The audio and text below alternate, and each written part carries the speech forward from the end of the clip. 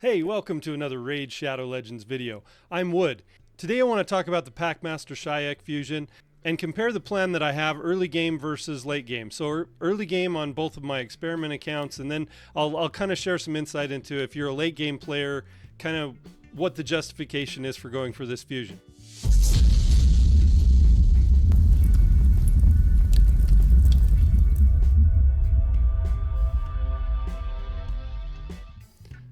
Okay, I just want to start out today just on the calendar. We got the fragment event calendar earlier today. I'm glad when I logged in, I looked and I thought, wow, they started the summon rush a day earlier than they normally do. Normally we start summon rushes on Friday. So with the holiday in the United States, so happy Independence Day for those of you in the United States of America, and appreciate all of you who served in the armed forces and have helped to protect the freedom that we celebrate today. So thank you for that. But yeah, I was looking at the calendar when I opened it up, but the summon rush was a day early, and I looked at it and I thought, well, I can just summon my shards today and have food for the champ training, because the champ training starts at the same time. But it's a bad idea because we didn't know about the progressive chance that it's going to start tomorrow. We have the guaranteed for Shemnath starting today, but and this is just my perspective on Shemnath. I don't have a Shemnath on my main account, and she's cool looking and she's interesting and everything, but I don't know that it would be worth 150 ancient shards. If that's how you want to spend your shards to get that champion specifically, and you want to target that one, I don't see her value over replacement in the game very much, and so I wouldn't myself go for her. But if that's one you want to really go for, you might wait till the progressive chance starts on that anyway. I guess the guaranteed lasts a full 5 days, and so you might as well wait until the progressive chance starts tomorrow to pull your 150 ancient shards if you are going for Shemnath.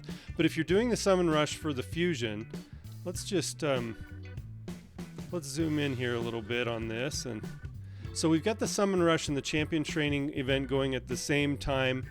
There's 15 fragments available for the summon rush. The point value isn't too bad. I think it's 3,200. We'll go in and look at that too. And the champ training event, yeah, there's 2 lots of 5 fragments for the champ training. And then, but we don't have dungeon dives. We have the ice golem starting today also, but we don't have the dungeon divers starting till tomorrow. On the last one, I noticed, and I didn't even go for the last fusion, but on the last one I noticed that we had the dungeon divers and the dungeon event starting at the same day. The ice column tournament, I think it's good that they've got the extra chance for the good gear sets on each of these dungeon tournaments. So for this ice golem, they've got 2 times for cursed, which is kind of the one we want to target in ice golem usually, unless you've already got plenty of cursed gear for your Hydra champions. But that's a good set to go for, especially if you're trying to improve your gear. And then classic arena takedown, that one's always pretty easy to do. I was even able to do those within the first couple of weeks of my experiment accounts. So those should be pretty easy fragments to pick up. But I like these fragment fusions because you can't, instead of doing a lot of your champ training tournament and event during the fusion, you can work on improving your own account rather than just training up and ascending the food for the target champion in the event. So I really like these fragments, and then you can save them also. If you don't want to summon the champion right away, you can save them for when it's going to benefit you for either clan versus clan or for another champion chase, in another fusion. So you can use this fusion to benefit you and help make the next one easier also.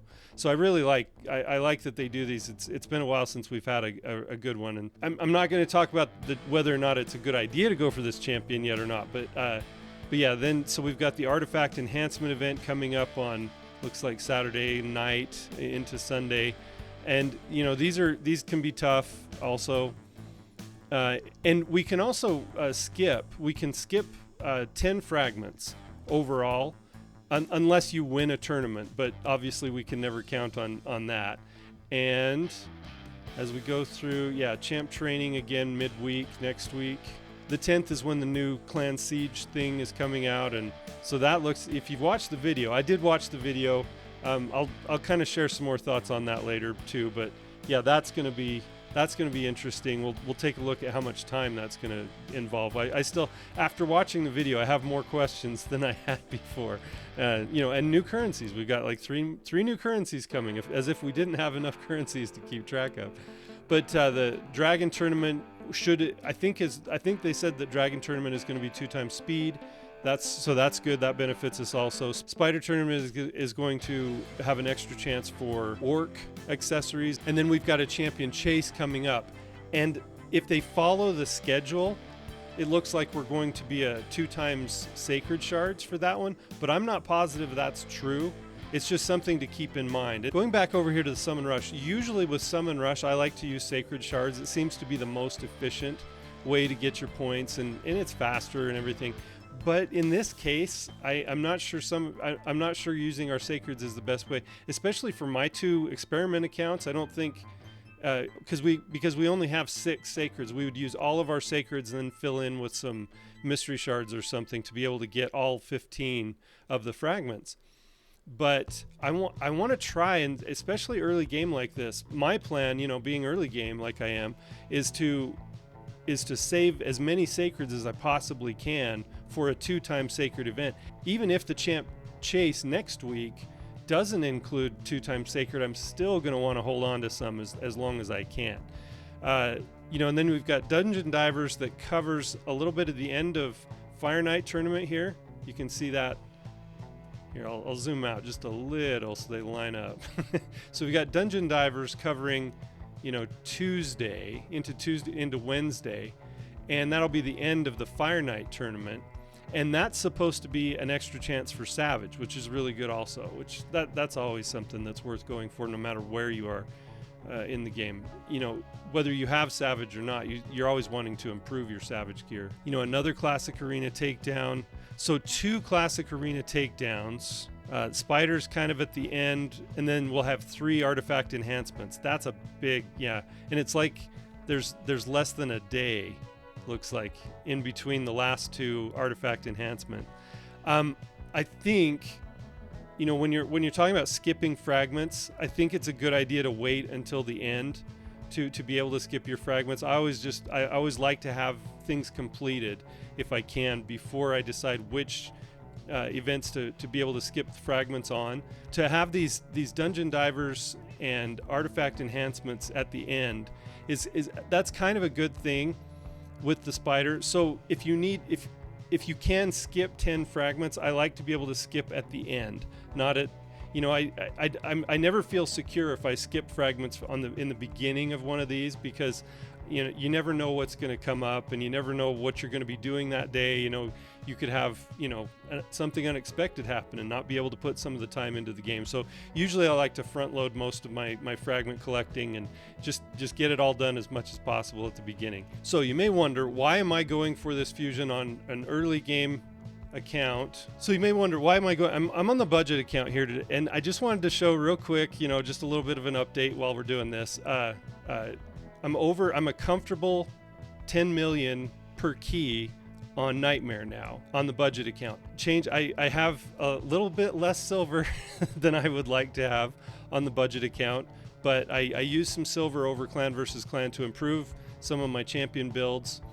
And I was able to get to the point, now I'll be at a comfortable 4 key for Nightmare. That's going to give us our first opportunity to get Sacred Shards from Clan Boss, and so I'm really excited about that. Not there yet on the free-to-play. So the reason I'm going to be going for the Shy'Ek Fragment event is because on both of these accounts, I don't have AoE block buffs, and I think this champion's AoE block buffs is superior to most because he places it. Gerbtuck Mossbeard he's a champion that can be used in Hydra, and he does place that block buffs as well. His is on, it's a 2-turn on a 3-turn cooldown, so the same as Shy'Ek. And because I was thinking about, okay, who does he rival? Who is he like on the block buffs? Everybody keeps talking about the synergy with the dogs, and I think it's right now it's almost irrelevant. I mean, yeah, he becomes a lot more powerful. Those debuffs become irresistible if one of the dogs is on the team. So I think it would be a good idea to include a Fellhound if you can work him into your team. But I don't think it's a good idea to focus too much on the dogs. So if we go through the Packmaster skills here, he has the chance of placing decreased defense on his A1. He has a self-cleanse and then the shield and the taunt with reflect damage on his A2.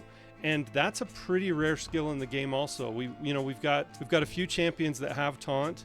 His is a really good one. It's a 2-turn taunt on a 3-turn cooldown. And that could be, if you speed tune that properly and then use champions enough to support him, that could be used as sort of an infinity thing so you don't get your champions consumed during the Hydra battle. That's something I don't have on either account here, on either of these experiment accounts. And so that's a really good one also. Bloodhowl, not only does he place the block buffs on this Bloodhowl, he also fills the turn meters of all allies by 25%. That's a really nice turn meter fill with placing the block buffs. And then if you have one of the hounds, then it can't be resisted. But that place is really nice. Then if you have enough accuracy, and I think you're going to want accuracy on him anyway, I don't think you need to include a hound in the fight. Without the hound, you still have a 97% chance of placing it, even if they have Poison Cloud up, that's a huge one as well. If you get that Head of Wrath out there and he's got Poison Cloud on him, there's not a lot of ways to place the block buffs on him, except for something like either this guy or Gerbtuck, or the new champion that's going to be the reward for the Clan Siege. She is, I think, going to be the first Void champion that has AoE block buffs, and that will be a place also. But I think it's probably going to be a long time before we get here. Like I said, I saw the video, more questions now than I had before. It's very involved, very complicated. And then the We Hunt as One thing, placing the Hex on his passive, placing the Hex, that's still going to work without any of the hounds. So all you're going to be missing with this passive, if you don't have any hounds on the team, is the counterattack by the hounds themselves.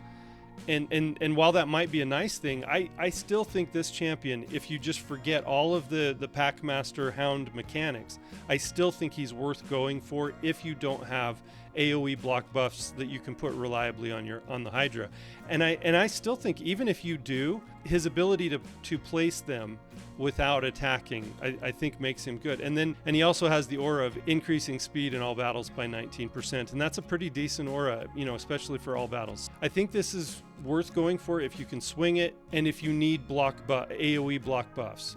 I think that's a really important thing to be able to have, especially when you're doing Hydra. I do have a Hydra team that doesn't use AoE block buffs, but I have another team where I have 2 champions of different affinities who place it, because as the affinities change, as the heads change affinities and everything, as we go through different rotations, sometimes one champion that does it is really good, and sometimes they can be not so good. So I think it's worth going for. As it looks on the calendar, I don't think it's going to be too terrible to do. It's just today, I think the plan for today is not to use too much energy, start champ training, but then really lean into it tomorrow, because that's when your dungeon diver starts. And if you're doing champ training in campaign, collecting those artifacts still counts for dungeon divers, and it's actually pretty efficient to do it that way. And then you can also go ahead and feed in as much energy as you can on Ice Golem to be able to get those fragments. So Ice Golem, it's 2250, pretty reasonable, pretty standard for what I've seen so far for fragment events, to get the fragments for him there. I will probably try and get that epic book on both of the accounts, because those are precious. And then you can see there again, like I mentioned before, we have the classic arena coming. Even with Gold 1 being really challenging, if you're pretty vigilant about trying to find fights you can win, it's still pretty doable. I don't think I had too much trouble on either account, like I said, even a couple weeks ago, being able to do those. So those should be some pretty good guaranteed fragments. On the budget account here, I don't have as much silver as I would like to have going into a fusion like this, but we'll gain quite a bit doing champ training. On the champ training, I am now at the point on both accounts where I feel comfortable using brews to feed into food champions. My strategy for doing that, I like to get as many levels out of each brew as I possibly can. So what I do is when I have a 3-star champion, I will feed 2 brews into that 3-star champion, and it takes you right over this threshold here of a level 15. Okay, so I'm not wasting the brew on experience that doesn't get you over the next level, if that makes sense. On a 4-star, I will feed in. Okay, so back on the free to play here, I'll show you on a 4-star what I do. And this is just, in case you were wondering how people get all those points. Oh, and then see, they've got the Liberty Pack. I actually kind of like this. This is sort of cool. I'm not going to buy this, but really leaning into the whole statue thing with Shemnath, resembling the Statue of Liberty, and I think that's pretty cool. Great thing to have for Independence Day. Here on the free-to-play account, I'll just show you. So what I do on a 4-star, and I'm not going to use Pestilus as food, but he had no levels in him. So what I did was I fed in 2 brews plus 1 1-star champion, and that gets you just over that threshold of level 15 as well on a 4-star. So I do that with my 4-star food, my 5-star food. Now with a 5-star, I don't think I have a 5-star food champion here. I don't. But with a 5-star champion, the way I get to level 15 is 2 brews and then 1 2-star champion or 2 1-star champions. Any combination of those gets you just over that level 15 threshold on a 5-star. I don't like to go too much further than that, just because it becomes less and less efficient the higher number of levels you go, and I don't like to use up all my brews. You can see I've got a pretty good group of brews here for magic, but I'm getting low on spirit, and I'm okay on force. That's another part of this that I like to keep in mind is when I'm training up food champions in campaign, I usually will select, the ones that I have the most brews for, knowing that I'm going to be using brews for the ones that I'm ranking up.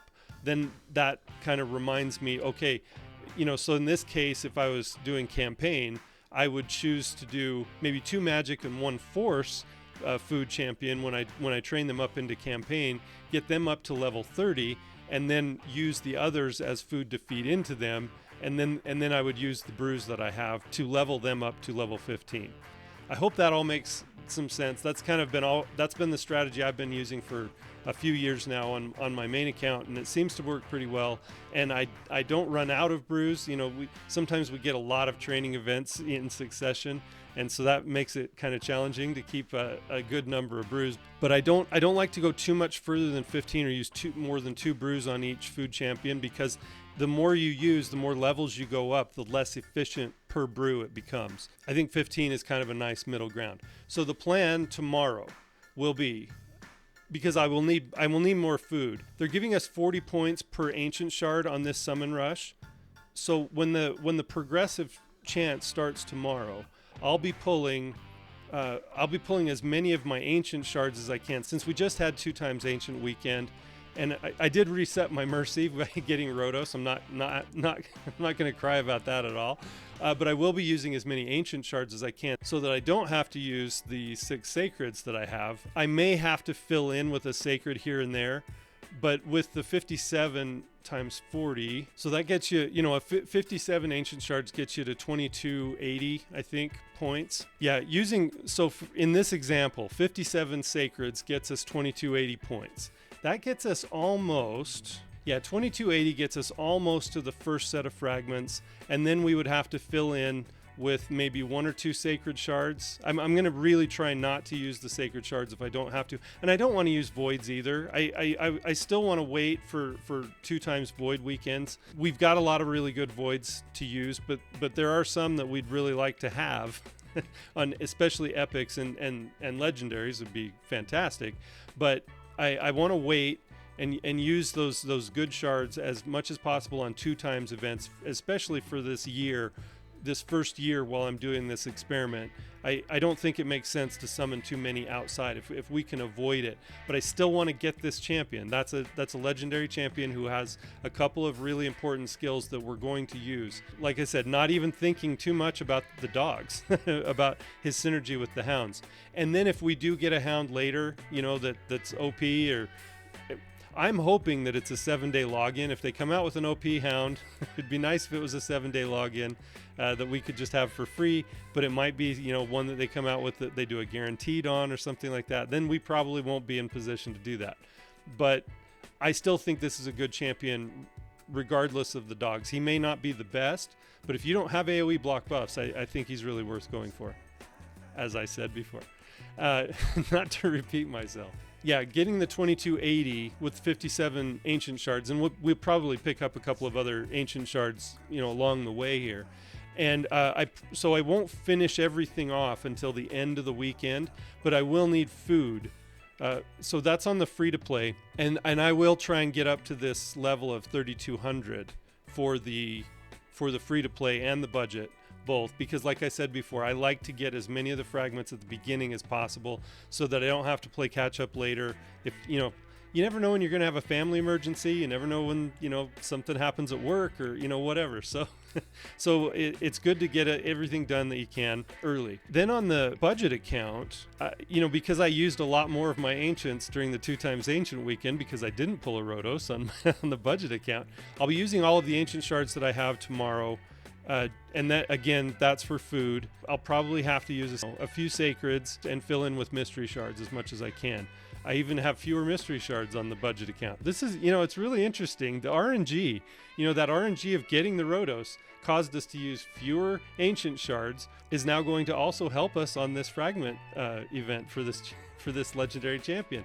Now, because I have budget, though, I'm not as worried about it, and because now we're going to be farming Nightmare on Clan Boss, I should be getting the top chest every day, 2 of them, because our clan does kill the Nightmare Clan Boss every day. So I should be getting 2 chances at Sacred Shard every day. It's not a great chance. I could go through an entire week and not pick up 1, but I'm a little bit less worried about it on the budget account, especially because if we do miss some fragments at the end, I might be able to use some of that budget, and this is really inefficient. Don't do this if you don't have to. I don't think a champion is worth $100, but they charge about $1 per fragment at the end. If you didn't finish one, they usually come up with an offer after the fragment event is over and say, "Oh, we see you missed 20 fragments. Here's a pack that happens to be 20 fragments for that champion for $20." And they usually, like I said, they usually charge $1 for each fragment. I don't think there's any champion in this game that's worth $100, but you may disagree. That is something that some people do. They sort of say, hey, I don't want to do the last dungeon divers, or I don't want to do a few of these artifact enhancement events or something. So they'll purposefully miss a few events and then just make it up with money at the end. And I think that's a legitimate way to do it. It feels bad to think that you're spending an equivalent of $1 per fragment, which makes that champion worth $100. And I really bristle at that. I don't like it. That out of the way, so that's kind of the plan. We'll be doing some shard opening tomorrow, getting food, and for the free energy that I'm using today, I won't be dipping into any inventory energy or event energy or anything. I'll just be doing champ training today and mostly focusing on that. And then we'll lean into some of the energy and maybe have to use gems for energy refills for Ice Golem. But I would encourage you to go watch the video on the Siege preview talking about the Clan Fortress.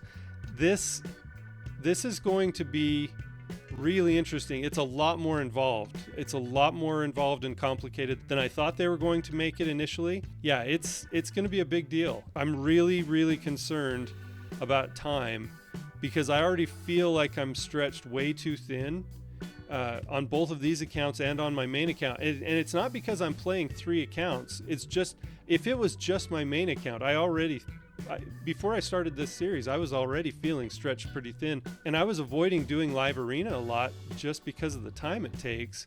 and that was when I was just playing one account. There's so much to do in the game, and there's so much, it seems like every time they give us something that'll save us some time, which I'm grateful for. The automatic battle on the clan boss is great once you can one key, your stage, and then, the super raids just being permanent on dungeons. And we didn't have the super raids on Faction Wars when I started the game. We didn't have it on Doom Tower. You had to go through and do each run of Doom Tower when you were farming Doom Tower, and it took forever. There's so much time, and now with all the gear sets, you have to spend a lot more time. You have to be more careful about your gear cleansing.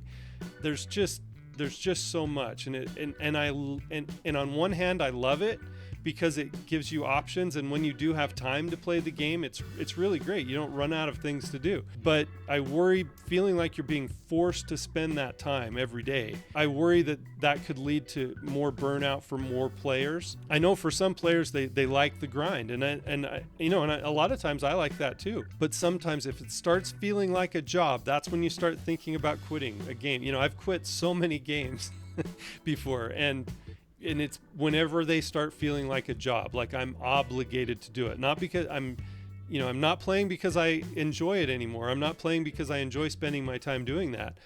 I'm not playing it for the rewarding feeling I have of solving a puzzle or of going over some milestone. I'm doing it because I feel obligated to. And this clan thing, the clan siege, you're going to feel obligated to your clanmates. Obviously, if you don't perform, everybody might suffer because of not getting rewards, and they're just introducing another layer of that. I feel bad enough. We lost clan versus clan yesterday. You can see here we lost, and I mentioned in my video the other day, I thought, because we had a big lead, but I looked and I said, oh, they've won quite a few clan versus clan. I wonder, and yeah, they have good strategy. That's what happened. They had good strategy. They saved their resources until the end, until the last few hours of clan versus clan, and then our clan didn't have the resources to catch up, and so I feel bad about not contributing more myself, to trying to make that happen. Because you look at Kyle up here, USN Stone Sober. He looks like he was going for personal rewards. And that's when it really hurts, because you get these, the personal rewards, that's a lot of energy, a lot of silver, and this is only tier 2, a lot of shards and books. On my main account, I was at tier 6 here, and milestone 10 is a sacred and 2 voids and a legendary book, and who doesn't want to get that at the end of a clan versus clan? And then you get a chance at some of this gear and more shards. It's just, it feels bad especially when you're the one, like I said, when Kyle's up here and he's put in, a ton of effort, I think the temptation sometimes is there to start feeling a little bit resentful that other people in your clan didn't do enough and you lost out on all those personal rewards because they weren't putting enough in or something. And I hope nobody feels that way. That's kind of a negative. It's a negative thing, and these games are supposed to be fun, but there does some of that resentment starts to creep in sometimes, and I hope that doesn't happen. Like I said, I did everything that I felt like I could do, and I still feel bad that I didn't put up more points to try and help Kyle get his personal rewards. And so, you start to feel that way, and then the game becomes a little bit less fun. And so I hope that doesn't happen with this siege thing too. I hope maybe that will alleviate that feeling a little bit rather than add to it. But I have a feeling they're going to push us. The other problem I'm seeing with this clan siege, and go watch the video. I'm not going to do the whole video thing and react to it or something. But go watch the video if you can. And they don't talk really at all. They introduce the new currencies, but they don't talk at all about rewards or anything. I'm seeing this clan siege thing as it's going to cost a lot of silver. If you want, because you go watch the video, but you look at all the restrictions there's going to be on certain towers to defend or all of your teams, and then there's going to be different restrictions on affinities or factions. There's going to be bonuses for some of your defenses, and then there's going to be challenges that you can put on the attacking teams. I'm just seeing that as we're going to be required to switch a lot of our gear around to try and make those teams as strong as possible, and things that we weren't doing before. So we're already low on silver most of the time, already doing those things for different areas of the game. And I'm not even just talking about Curse City. You know, Curse City now, we can wait until the middle of Curse City and use those 4 days of free gear removal to try and solve some of those stages that we're stuck on. But this is, if this is going to be constant, we're going to be constantly using that new resource of the 1 hour of free gear removal. We're going to need a whole bunch more of those. and a lot more silver, a lot more ways to earn silver in the game. I see this as a resource sink, and I hope that the rewards are going to be worth it. Not sure that's going to happen. So I'm a little bit trepidatious about this, about that new game mode. I think it's going to be a lot of fun. It's very, very involved, very complicated, and I think as long as the benefits outweigh the cost, I think it'll be a lot of fun and people have a great time with it. I'm just worried that we're going to be sinking a lot of resources in and not getting the rewards out of it that maybe it should be worth. So I'm hopeful that it'll be a lot of fun and very rewarding for all the clans involved, and that it won't create new dissensions within the clan ranks and end friendships and things like that. But I don't know. I'm nervous about it. They've messed this up in the past, and I hope they don't do that again. We want the game to be fun. That's the main thing. And if it's not fun anymore, it makes it harder to keep showing up and to keep taking some of those things seriously. So I think there's going to be a long learning curve on this also. So I hope people don't pump a bunch of resources in the first few fights and the first few clan battles, because I think we're going to learn some things about how to do it efficiently and how to communicate with our clans. I would really like them also, to work on this. I know we have Discord available and everything, and I think watch the MTG Jedi Fusion calendar video. It looks pretty easy, Fusion, if you play any research. Yeah, so good comments in here. But the problem with this, it's just a scrolling thing, and things get buried. There might be some valuable information a few hours ago if you weren't logged into the game when something came up. I would really like them to work. I've played games that have really good clan communication where you can actually your clan, you can post messages that are permanent, that you can go look at. You can actually talk one-on-one with different players, with friends in the game or players in a clan. You can create a whisper room. There's other games that do this, and they do it pretty well. This one it's so rudimentary. You have a global and you have a clan, and it's just a scrolling. And I know with Discord, but not everybody uses Discord. And so it would be nice if in this situation where they're introducing a new clan mode, it would be really nice to improve clan communication in the game, so that I don't have to be watching a Discord window or notifications popping up to talk to my clanmates and coordinate how we're going to do this. Anyway, that's all. That's my take on that. I hope that's a comprehensive enough look at what I'm looking at today and in the Fusion. For my main account, I'll probably record my shard pulls or whatever if anybody's interested in the way I'm doing that one. On my main account, being late game as I am, I don't really need that champion.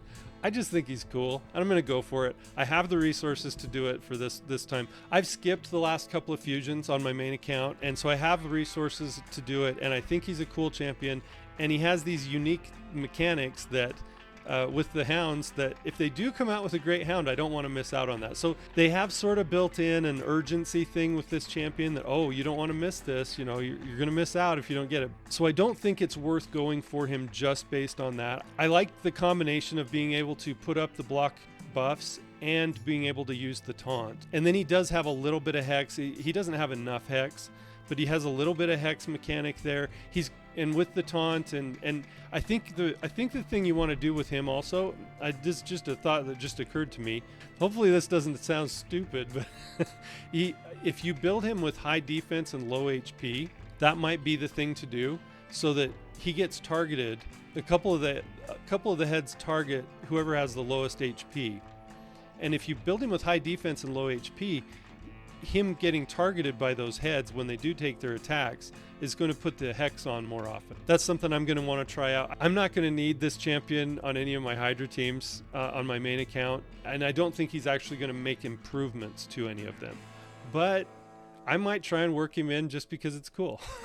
So we'll see. If it's not a net negative, I might try and work him in. That's something to look at too. Like I said, if you have plenty of resources to do a fragment summon like this, I think it's worth doing. But if it's going to stretch you and you already have block buffs and you're doing okay on Hydra, and if you maybe already have like a Duodan or some champion that does taunt, I don't think this fusion is a requirement for anybody. I'm going to do it on both, but that's the way I see it, early game versus late game.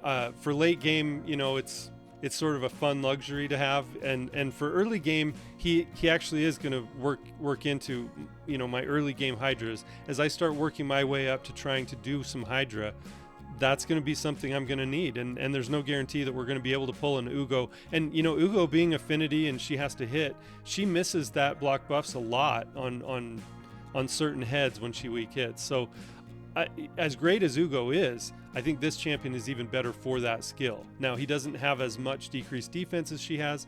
He doesn't have, you know, he doesn't have the cleanse of the team like she has, or the cleanse of the heal reduction, which is actually kind of important in that Hydra. Between those two champions, just on that alone, I still could see the argument for using an Ugo instead of this new Packmaster. But while I see that argument, I think this champion does deserve some consideration. I think it's going to be fun, and it's going to be a fun test of both of these experiment accounts just to see if I'm able to do the fusion. I think I will be able to do. Usually the price of admission on these fragments is, do you have enough shards? Can you summon enough to be able to get the fragments in the summon events? And if you have that, you can usually complete the rest of it. And that's what's going to happen here. And I think we do. I think we can do it. I hope we can. But yeah, we'll see what happens. But as far as these first couple of days of events, we will be able to stay caught up. So yeah, join me tomorrow. We'll do some summons. I've been Wood, and I appreciate you.